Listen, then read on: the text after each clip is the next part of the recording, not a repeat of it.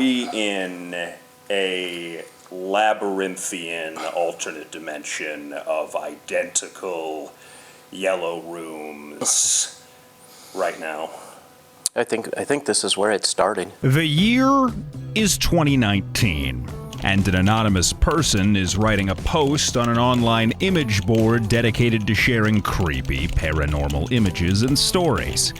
It read, "If you're not careful and you no-clip out of reality in the wrong areas, you'll end up in the backrooms, where it's nothing but the stink of old moist carpet, the madness of mono yellow, the endless background noise of fluorescent lights at maximum hum buzz, and approximately 600 million square miles of randomly segmented, empty rooms to be trapped in. God save you if you hear something wandering around nearby, because it sure as hell has heard you." That post was shared alongside a photo that's now infamous, depicting an eerie, faded yellow room with a number of visible entryways and exits, but no doors.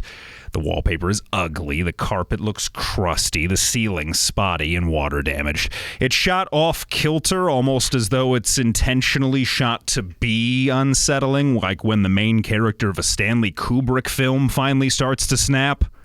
That post, which was made to an anonymous message board over half a decade ago, spawned a multimedia empire. There's a popular YouTube web series, multiple video games have been developed and published, and even an A24 movie is in the works.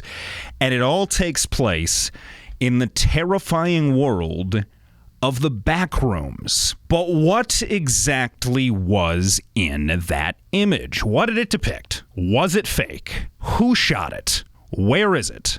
What was its story? And why is it so yellow?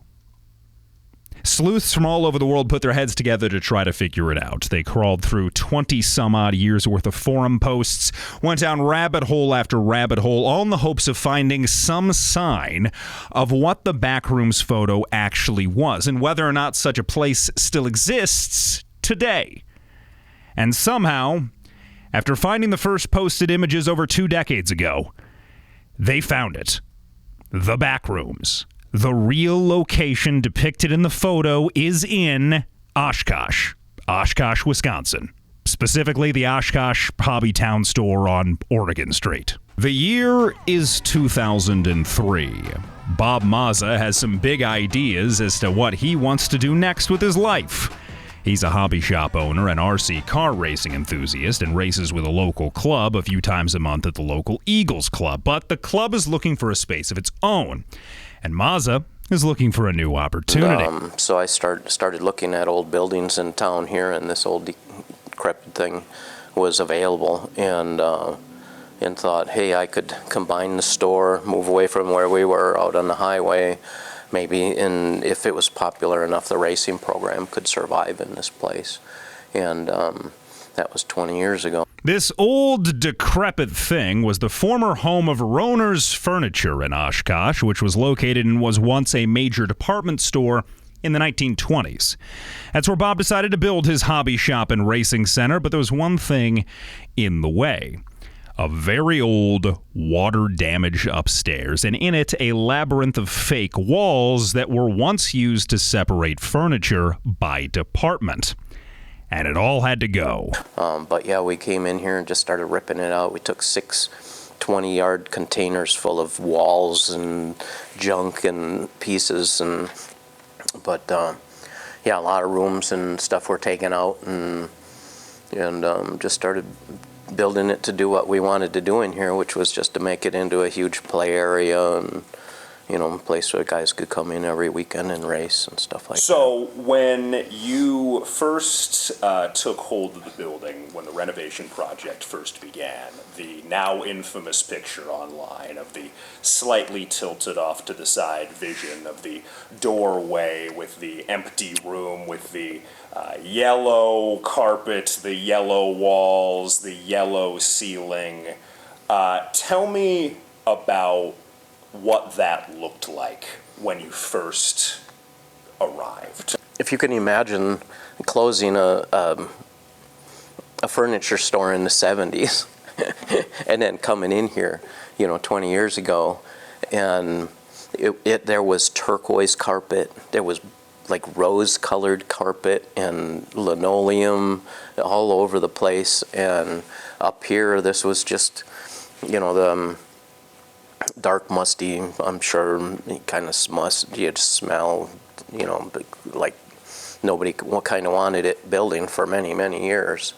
It was an extensive renovation, and Bob decided to document the process with a digital camera and put those pictures on this very cool thing that was starting to get very huge: the internet.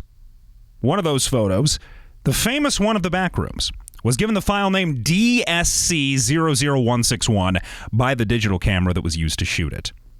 That file name wound up being the major clue that over 20 years later finally solved the mystery of that photo when someone was able to trace it back to an archived version of the website that Mazza used to upload the photos from that renovation. The infamous picture online, who took that?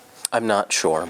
And it was either me or I had a guy that's like one of my best friends, and he's looking to see if he can find him, but he was my right-hand man.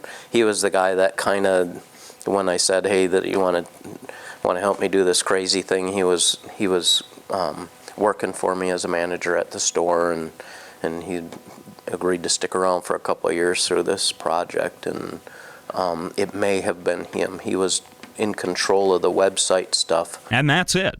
That is the entire story of how the Backrooms photo came to be. It's a completely ordinary photo of a seriously water-damaged former furniture store in Oshkosh, Wisconsin, that was taken to document the renovations that were taking place at the building.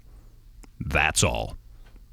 So then why, years after the photo was taken and long after it was forgotten by the people responsible for it, are people from all over the world calling Bob on the phone asking about something called the Backrooms? That all started the first weekend in June. How did that experience play out from your perspective? You mean the first contact from him? Yeah. Kind of thing? And yeah. Everything since.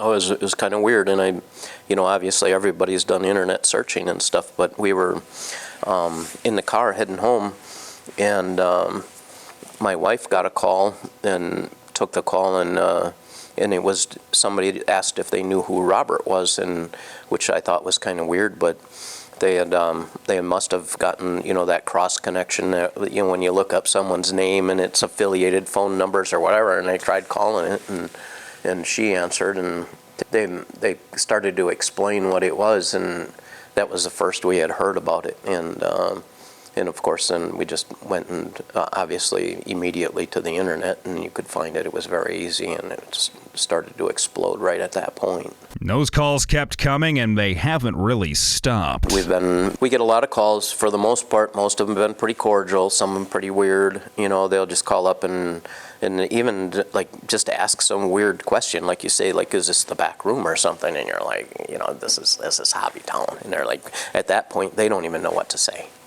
And but yeah, it's been a little bit of an annoyance for the store, but we've been, we let people come in and come up and take pictures and do the selfie thing. We just appreciate that they don't spend a lot of time talking to the people that work here to take them away from their jobs. Yes, Backrooms fans, maybe we can even call them Backrooms tourists, such as Ash Van Ark and Catherine Stroman, go out of their way just to pay a visit and take a selfie. We're driving through to bring my mom somewhere, and we were like, hey, we're gonna pass through Oshkosh. Why not stop in? Even though there's nothing left, it's still just cool to be here. But why is it cool to be here?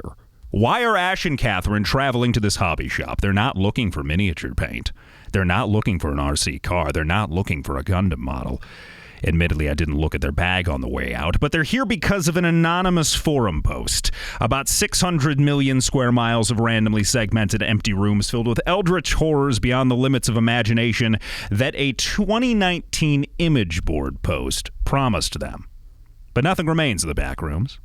The walls are gone, the floor is gone, the yellow, thankfully, is gone, and there's no musty smell. It's bizarre. But as I stood, contemplating the relationship between memes and reality, that's when I started to hear it.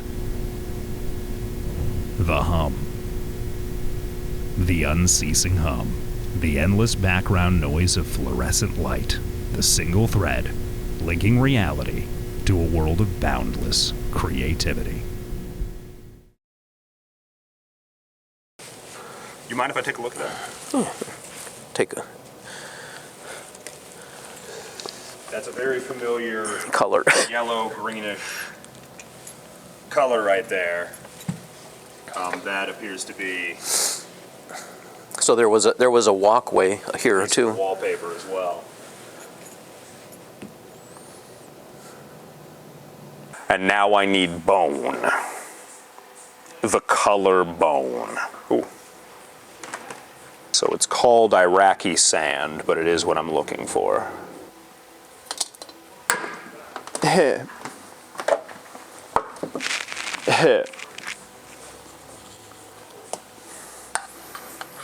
Don't put that in the video.